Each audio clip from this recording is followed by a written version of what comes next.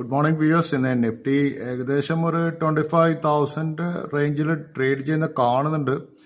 Mainly because of Reliance ഇന്ന് കുറച്ചുള്ള കാഴ്ച കാണുന്നത്. റിലയൻസ് അഗെയിൻ ഇന്ന് കുറച്ച് ദിവസം റിലയൻസ് ചെയ്യുന്നില്ല. I think Reliance should do above 1,400 above move ചെയ്യണം റിലയൻസ്.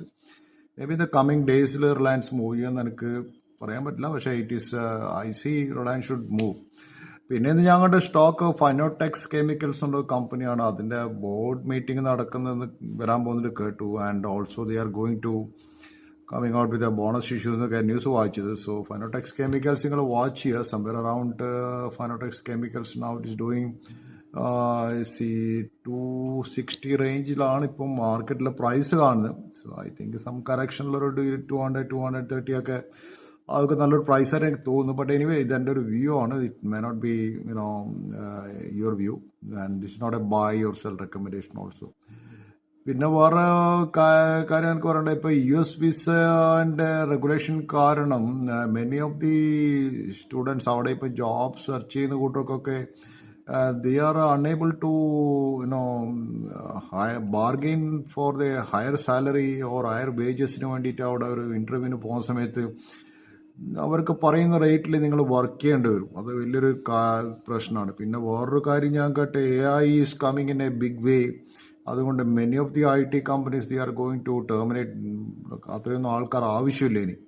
സോ നിങ്ങൾ ആലോചിച്ച് നോക്കണം, ഈ എലൻ മാസ്കിൻ്റെ ഒരു കാർ എന്ന് വെച്ചാൽ അതൊരു കാറല്ല ആക്ച്വലി. അതൊരു ബാറ്ററി പവേർഡ് കമ്പ്യൂട്ടർ ഒരു വീലായിട്ടുള്ളൊരു കണക്ഷൻസ് ആണത്. It is actually a software. So അത് ഡയറക്റ്റ്ലി കോമ്പീറ്റ് ചെയ്യുന്നത് കമ്പഷൻ എൻജിൻ ആയിട്ടുള്ള കാർസായിട്ടാണ്. സോ ഇനി യൂറോപ്യൻ യൂണിയനിലാണ് ഈ മെർസിഡീസ് BMW പോലത്തെ കമ്പഷൻ എൻജിനുള്ള കാർ കൂടുതൽ യൂസ് ചെയ്യുന്നത്. സോ ഇനിയിപ്പോൾ യൂറോപ്യൻ യൂണിയൻസ് എന്ത് ചെയ്യണം? They have to finance some innovations in the combustion engine.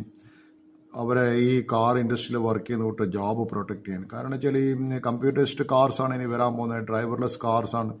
So അങ്ങനെയുള്ള പല ആൾക്കും ഇപ്പം ജോലി നഷ്ടപ്പെടും. IT ജോബ് നഷ്ടപ്പെട്ട് കഴിഞ്ഞാൽ many men lose their job, families collapse, ആൾക്കാർക്ക് മെഡിക്കൽ കെയർ ഉണ്ടാവില്ല. They have to go for a self medicated drugs കഴിക്കേണ്ടി വരും. ഈ കിഡ്സിന് നല്ല സ്കൂളിലൊന്നും പോകാൻ പറ്റില്ല. They have to grow up broken homes, mortgage, ഇതൊക്കെ വലിയ ഇഷ്യൂസ് ആണ്.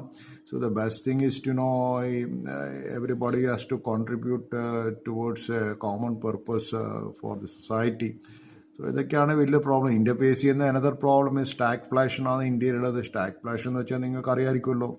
ഇറ്റ് ഈസ് റൈസിങ് അൺഎംപ്ലോയ്മെൻറ്റ്, ഇൻഫ്ലേഷനാണ് സ്റ്റാക്ക്